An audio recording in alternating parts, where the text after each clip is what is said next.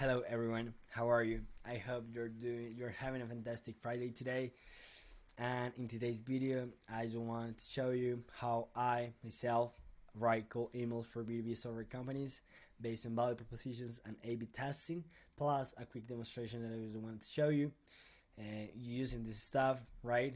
And yeah, uh, give you and provide you really good value base if you want to write some emails for your company and you're looking to do some kind of add-on to get more traction and get more sales calls, get more meetings, get more clients, and make more money, right? Not unless this what I'm gonna show you right now, this helps pretty much every kind of B2B company that has value propositions, right? Because what I'm going to show you right now are the fundamentals to get really good cold email campaigns going on, right? And it is just that you have to tweak your service, right? And the offer, but pretty much it works the same, right? Because at the end, as I just said, this is some fundamental stuff that you may want to know when you are writing your cold email for campaigns, right? So yeah, that's the first thing. And the second is, well, if you don't know me, my name is Samuel Roa Cardenas. I'm the founder at Advertise, which is a lead generation agency that helps currently B2B software companies generate more sales calls, sign more clients, and by definition, make more money, right? So I'm pretty happy to share this with you because yeah, it would be one of our missions is to make outbound an easy game to play.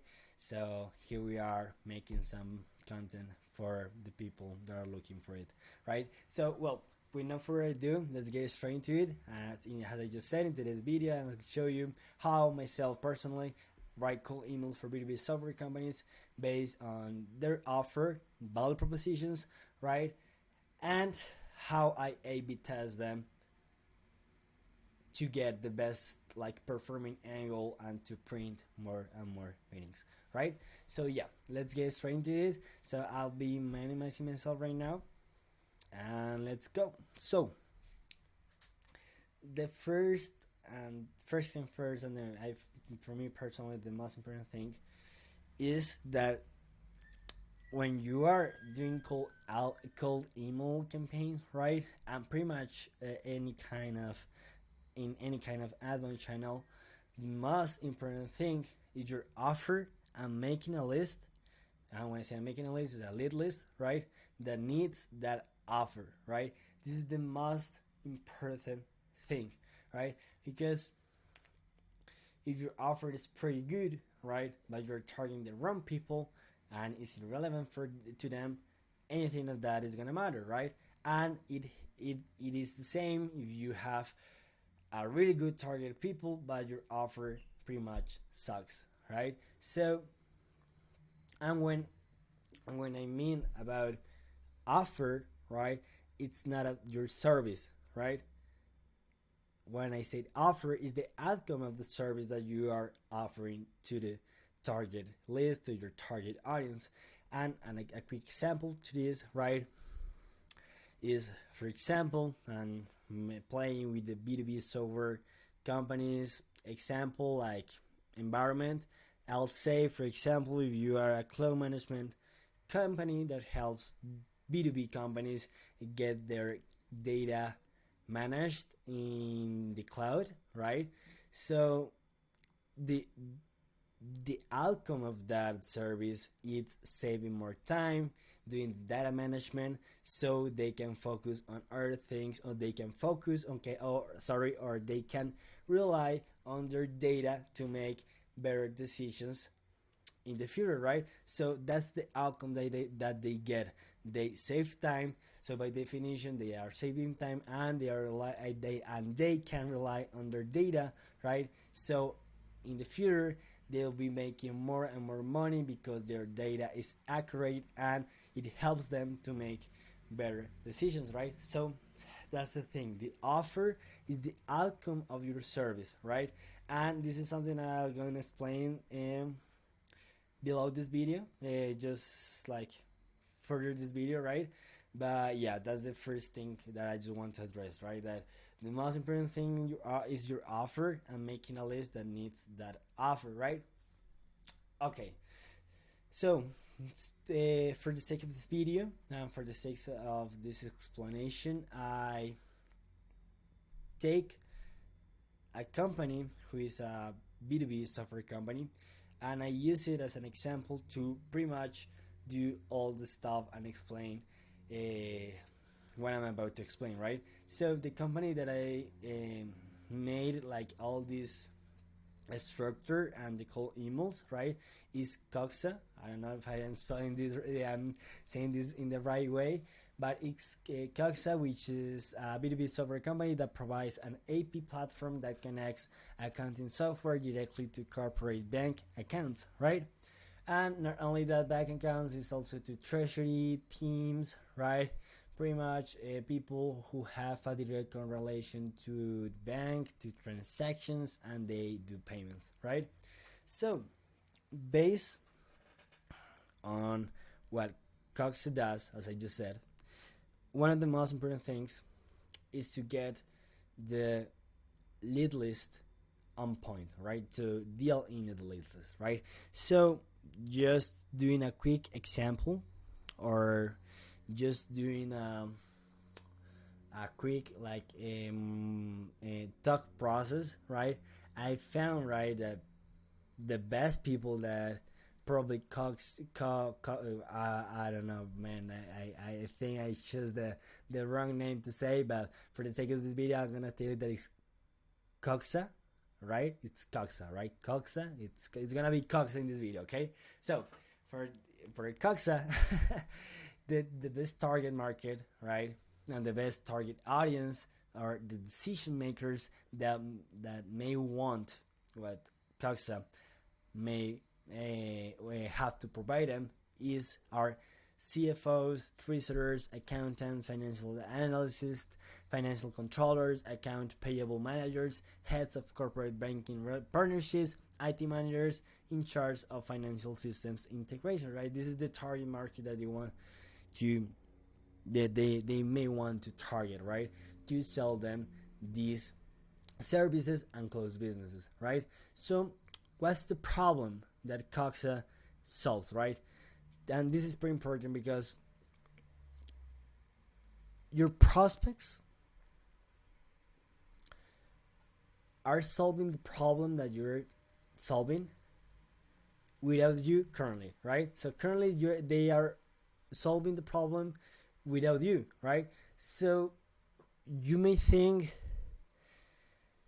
and I can simplify this into there are jobs that needs to be done, right, and they are being done, right? If I don't know if I just say that right, sorry. There are, and those jobs pretty much are being done for the companies without you, right? So there is a problem. There is something that has to be solved, right? And in this kind of example is that they are simplifying vendor payments and data reconciliation processes, right? So it is an API platform that connects accounting software directly to corporate bank accounts, right? So they eliminate third-party services providers. They can, let's say, cut the hassle and remove the hassle of getting third-party providers, portals, and this kind of stuff into the transaction. So pretty much it's truly streamlined between the accounting software that the company has and the bank account that they have, right? So that's it, right? So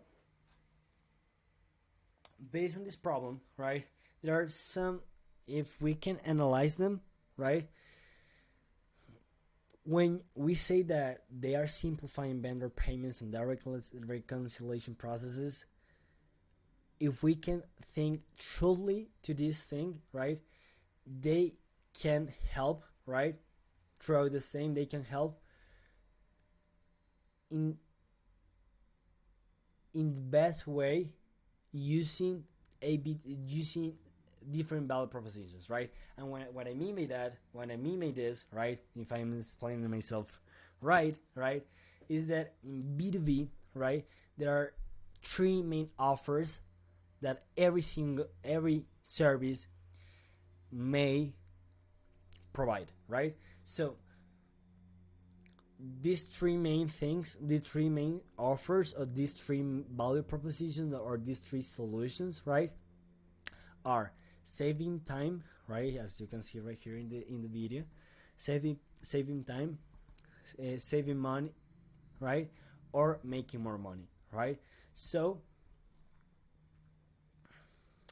if we take this example, right, simplifying vendor payments and direct realization process, the first thing that you can think, right, based on what I just described, is that, okay, they are saving time for B2B companies, right, that connects accounting software directly to corporate bank accounts, right, because they are simplifying the process. Therefore, by definition, they are saving time, right?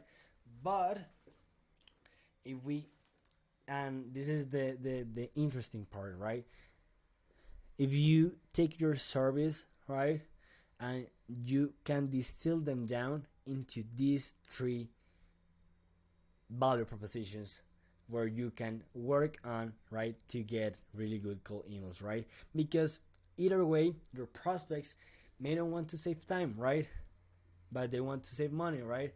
So if you think thoroughly your service and you can distill down like all the outcomes that your clients gets, right, after working with you, and you can like separate them. Okay, let's say this client A they save time because X, Y, and Z.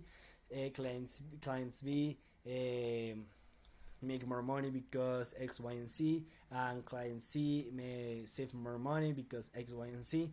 Here you have three value propositions where you can test, and by definition you can see what resonates the most with your target market, right?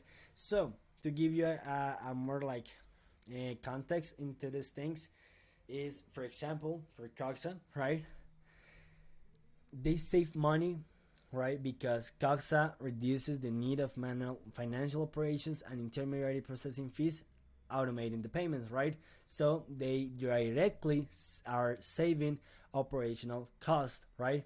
Also, they can save time, right? Because when they integrate accounting software with, for example, bank accounts through their API, they streamline the payment process, right? And also, they can make money for their clients because an efficient financial process enhance a company's ability to scale and manage way more transactions without additional resources, potentially leading to increased revenue, right? So when you think about these things, you probably may thinking, okay, Samuel, this is going to be maybe this value proposition works, right? But how do I test them, right? And this is where I'm going to go in just like in 2 minutes, right? But first, I just want to say, right, that these things can be like the principal reason why your cold campaigns works, right? Because no matter how your products works, or no matter how how many features your product has or your service has, right, you gotta extend the thinking of your prospects about your service into these three things, right? So either you save them more money, or you save them more time, or you make them more money, right? And here the thing is that most of the times when you go beyond these things, the three, by definition, and at the end of the day, they make more money, right? But in the B2B world, there are companies, there are industries, right, that they are not focusing on making money. They are just looking to save time, to reduce operational drag, or they are not looking to make more money. They're just looking to save more money, right? but at the end of the day, it is the same, because if you save money, you have more room to make improvements so that you can make more money, right? Or if you save time, you can focus on more things to make more money. But it's worth testing these things, because if at the end of the day, if the oh my god, if the service, if the outcome could be the same, right? For people, for the prospect that you're targeting, it may be different and can resonate in different ways. So it is worth testing these things, right? And also, uh, every, like, your offer, right? Let's say you have an offer, right? You have a service, okay? And that service, um, it's like, let's put an example. In, let's say, in my case, I'm a lead generation agency, right? And I do lead generation, right? But I have like mini offers, right? In this big offer, that, for example, could be generating 30 to 10 to 30 new qualified sales calls in this month, or during pay, in the case of B2B software companies, in my case, right? But in this big headline, there are like mini offers, right? That is, or mini services, right? That is, setting up the infrastructure for cold email, writing up the emails, making the lead list, the target lead list, right? Managing the inbox, right? Doing the strategy, right? And taking those interested leads and put them into our clients' um, calendars, so they can go and close those meetings, right? So these things, all these things, as you can see, like, there is like a big offer, and inside that big offer, there are like multiple things that works together to make, to reach that big offer. But either way, you can like sell them, right? Separately. um maybe people want that, right? Because not all the times you sell what you want. Most of the time you sell what the market wants, right? And if the market wants, just in my case, setting them up the email infrastructure, well, I'm not opposed to that. But I just, for the sake of my company, and to get and to scale forward, uh, instead of just doing the big claim, I'll do the thing that they want, right? But if someone tell me that they want the big claim, obviously I'll go and I fulfill on that, right? So that's pretty important to understand, because in those mini offers, in those mini services, right, you can also test into these three value propositions.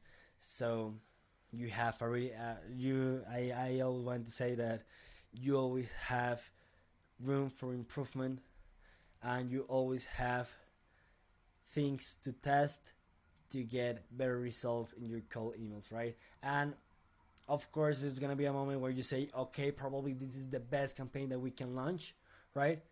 But it would be a moment, probably in the future, you will get a new idea and you will want to test it to see if you can, like, um, trying to outperform the best cold email campaign that you currently has, right? So that's the thing. Ooh. So okay. Okay, so now I'll go through some cold emails campaigns that I just made based on Coxa, and there are some kind of frameworks that I want to use, that I like using when doing cold emails, right? So the first framework that I want to use, and when I you don't know what is a framework, right? It's basically a structure that you can take on to make your cold emails based on that structure, right? So that's a framework. So the first framework that I just wanted to show you is, oh my god, is just give me a second. I don't know why this is. Oh yeah, nice. Yep. So the first framework that I just wanted to show you. Oh my god, I'm so slow today. So sorry.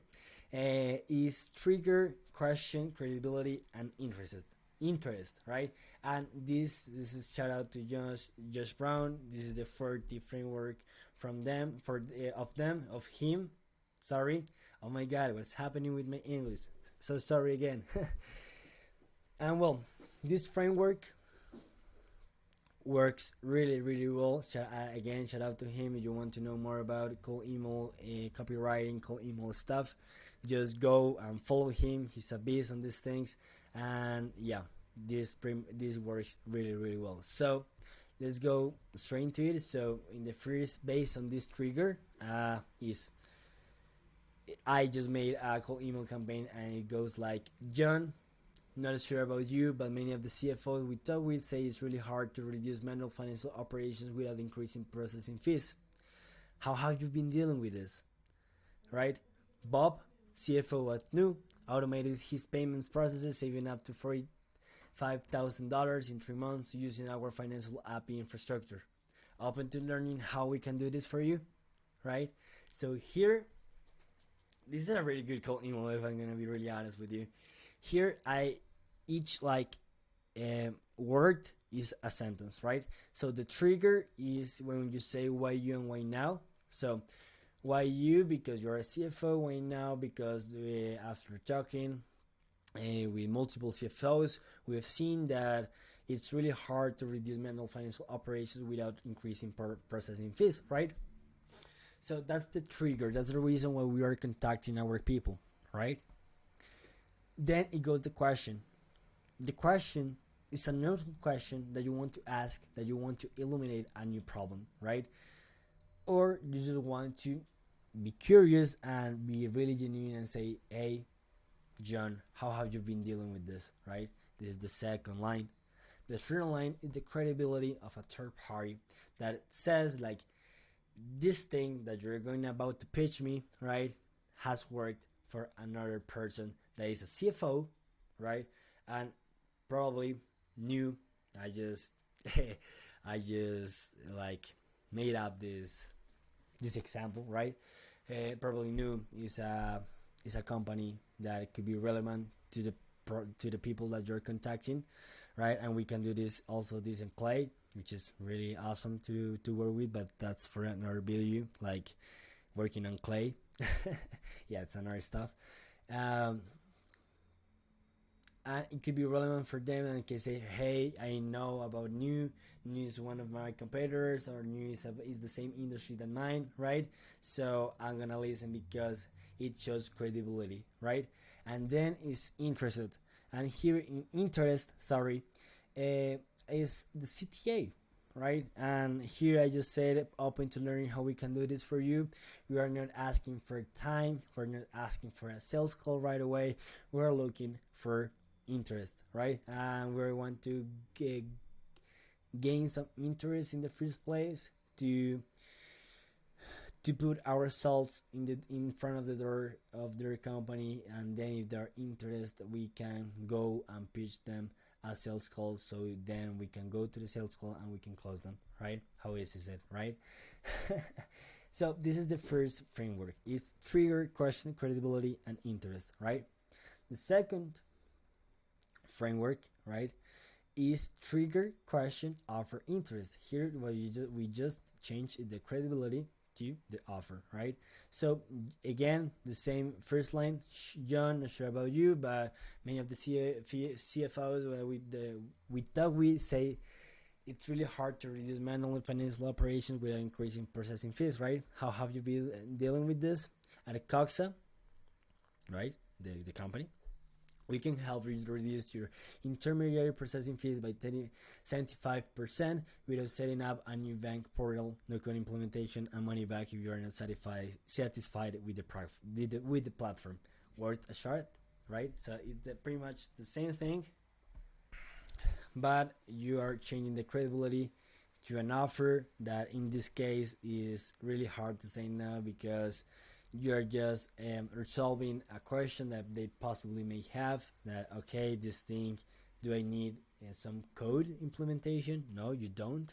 And money back, right, guarantee if they are not satisfied with the platform, right? So what they have to lose? Nothing, right? So this is really, really good too. The next one is problem sniffing. Shout out to Eric Nowalski, which is a beast in the lead generation space. And to be really honest with you, most of what I've learned about cold email, a big part, no, not all the things, but a big part, it's been because of Eric, Josh, and another big guys in this industry that are really good in the things that they are doing, right? So shout out again. First it was to Josh Brown, and this is for Eric Nowosowski. This is a framework that I used based on how they do cold emails, right? So here we do problem sniffing, that we illuminate a problem that they can have, right? And we ask a question to illuminate that potential problem, and if they do have that problem, then we go and we pitch our solution, our outcome, what they get after working with you, right? So John saw that company name that John works at, right, had a headcount growth of 45% in the last 6 months. Again, how you may be asking, okay, Samuel, how do I know these numbers? Easy, just go and play with Clay. We play with Clay. We do this kind of like problem sniffing stuff, right? We use Clay to work the target list and see if they have, for example, this kind of metrics. And if they do have this kind of metrics, we contact them because they may need the services that we are working on, right? So again, Josh, this is problem sniffing, right? The first word. John, so that company name and had a headcount growth of 45% in the last 6 months. Most of the time, this exponential growth comes with increasing the volume of transactions. Curious, how confident are you that your financial operations are as efficient as they could be to support growth without additional overhead, right? Because as I just said, they just increase again their headcount, right? So they want to support. Here what I'm doing is I'm asking a neutral question that is provoking them to think differently, right? Oof, yeah. And as they think differently, they think like, okay, nobody has asking me that what this guy has to offer me, right? So this is really, really sick. Here is an app. Yeah. Here, this thing I learned from Josh Brown, right? Which is poke the bear, ditch the pitch, right? And poking the bear is asking a neutral question that illuminates a potential problem that they may have. And in this case, that probably their financial operations aren't as efficient as they need to be, right? So moving on, at Coxa, we can help you automate your financial operations by 85% so you can scale the volume of your transactions without additional resources. Same portal, not a third-party provider, right? Oh my god, I was so clever with this call email, to be really honest. No, I'm just kidding. But as I just said, here offering something that it's really hard to say no. Also because I'm just like solving some questions that they may be asking, but what do I have to change the portal that I am currently in? No, you don't. Do you have to change the third-party provider that I have currently? No, you don't, because it's directly from your company to the bank. Really nice, right? So, would you be the right person to speak about company's name, payment transactions? Again, CTA that I've seen from Eric Nowosowski, he said that is working pretty well, so I trust him. And nonetheless, we are testing this in our campaigns, and yeah, it's been great, really great. Okay, then there is another framework that I want to use, that is the super short framework. So it's pretty much a line that ask if you have a problem, are you interested, yes or no. And in this case, we'll be like, John, we could help you automate your financial operations by 85% so you can scale the volume of your transactions with additional resources or third-party providers. Would that be worth a shot? Easy. Either they are interested, or either they don't, right? They aren't, sorry. So it works pretty well. And what I like to do is to A/B test, for example, this will structure email with this, and let's see which one performs the best. Sometimes perform the best this one, right? If the market is not saturated, and sometimes this one works better, right? So as I just said, you always have to test. You don't. If someone tells you that something do not work, if you're curious like me, try it. And if they are right, just shut up and just say, yeah, they were right. And if they don't, well, you find something new. And most of the time, people just do what the people tell them to do. And sometimes, like me, I just try and test, and sometimes they get better results, right? And then we have the lead magnet. Wow, the lead magnet, which I'm gonna be really honest with you. The lead magnet for me is the most successful framework that you can use, right? And I'll go through this later on this video. Okay, so hey John, saw you're the job title and company name, so I wanted to reach out. Pretty simple, but it's relevant. We help Mark under job title and company name. Here, as I just said, we work on Clay to get this done. Reduce intermediary processing fees by 75% without setting up a new bank portal. Quick setup, no drawbacks or third-party providers, right? Answering questions from the get-go. Would you be interested in a 14 days free trial where you save up 80% in transactional processing fees? It's a free trial. You can save up to 80% of your transactional processing fees. Why not? Let's try it out. And if it's so good, what do you think people may do? If it's so good, they will keep it. And then Coxa will gain a new client because their product is so good that people may feel stupid to say no again, right? So this is pretty sick. This is a lead magnet. If you don't know what is a lead magnet, I'll go through this in a moment. So based on this, oh my god, 33 minutes. If you are still watching this, you're serious. You're serious. But take a deep breath. We are just finishing this, right?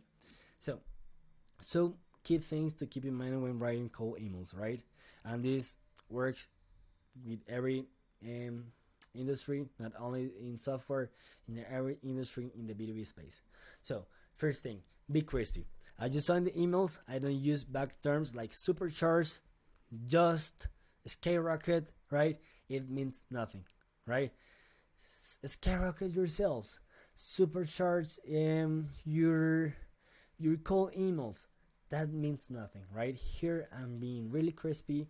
I'm saying the outcome. I'm making it accountable. I quantify the results, right? In that way, I'm being crispy. I'm being specific, and people want that. And people say that, hey, this man knows what he's talking about. I'm gonna listen to him, right? Next, don't try to convince. Just provoke. Again, shut up to just run.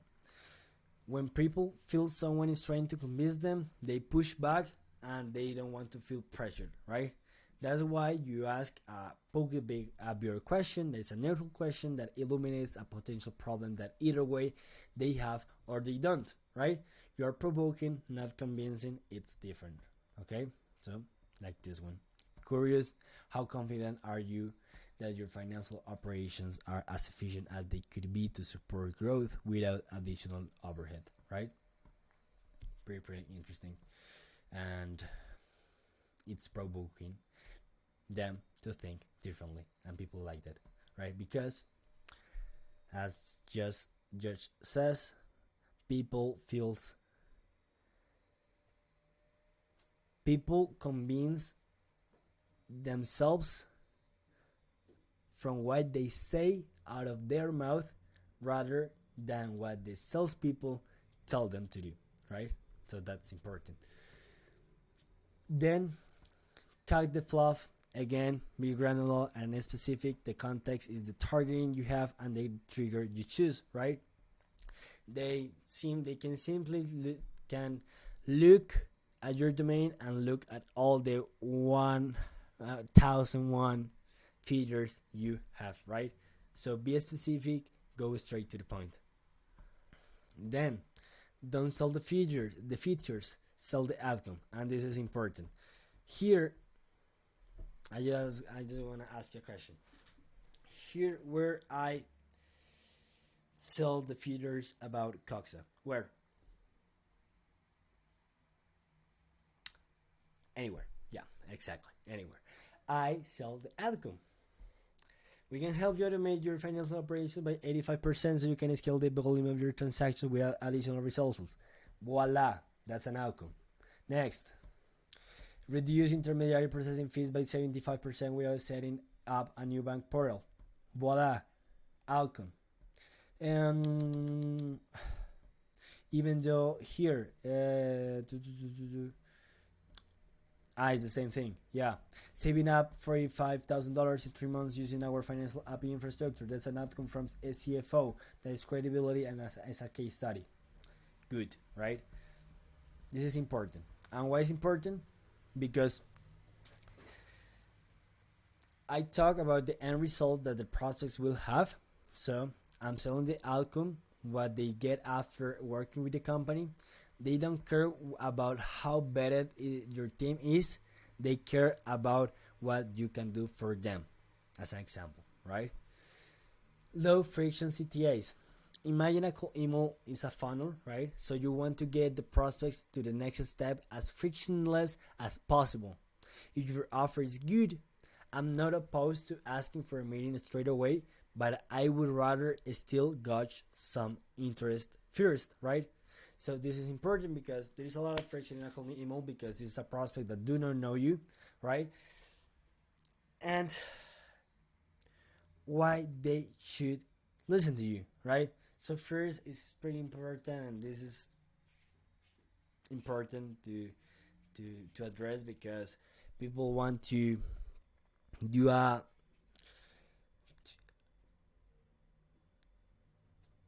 to take something out of the prospect without them giving them something, right?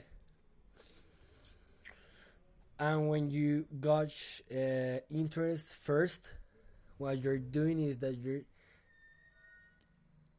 giving them the power to decide if they want or not your service, right? And also you are providing value as you want to see if they do really want what you have to offer. You're not making assumptions. People do not like that, right? You're being human and you're asking if they need your help. If they don't worry, move on.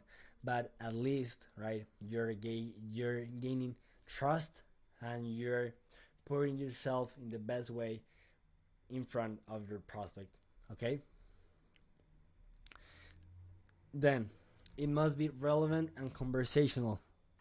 You should answer these questions first before clicking send. How do you make this email worth the recipient's time? Shout out to Eric Nowosowski. I learned this from him. If you were reading this email, would you respond it? If you don't, and if you cringe yourself after reading it, please change it and go again. And then say it loud again. And if it sounds good, you can definitely click send. If the email that you just made worth the recipient's time, right? Make it casual, conversational, and curious. You're looking for a conversation, and sales CP copy avoids that, right? The more specific you are, the better. Don't be generic. Target copy works 100% better than generic copy. If you are bad and you don't make your prospects feel something, because yes, cold emails is a feeling, you will struggle a little to get more meetings. Goodwill always. Show them you care, show intent when writing your emails. You want your prospects to feel good after reading your cold email, not the opposite, right? And if you can give away something for free that actually needs labor to give it away, do it. This is called a lead magnet. Shout out to Alex Hermosi, he's a beast on this. And in my opinion, it's the best way to put yourself in front of your prospects. If you give away something away for free that is useful and help your prospects solve their problems, they'll come back to you asking for more, and you will give more. So the next steps is to subscribe. Please, if you find this valuable, subscribe to the channel. This is my first YouTube video, and I'll be more than happy to share more and more value for you. So subscribe to this channel. If you want this document for future reference for your next outbound campaigns, just shoot me a message via LinkedIn and I'll send it to you. The third is ask any question related to B2B outbound and go to market in the comments, and I'll do my best to answer that question for you, probably in a video or probably in a comment. If it's really interesting, that question, I'll be more than happy to make a video solving those questions, right? And the fourth is go to tradvertise.com, my company, and learn about how we can help you acquire 6 to 12 new clients within 6 months through GTM outbound strategies at a scale, or you get a refund, right? So here I just made this mistake. Is ticky. Yeah, within 6 months, you go to market outbound strategies and at a scale, or you get a refund. So you don't get 6 to 12 new clients within 6 months. You just don't pay me. That's it. So that's it for today. Hope you find this really valuable, and it's a pleasure to help you scale. So cheers, and yeah, thank you. This is all for me. Yeah, see you in the next video. Bye.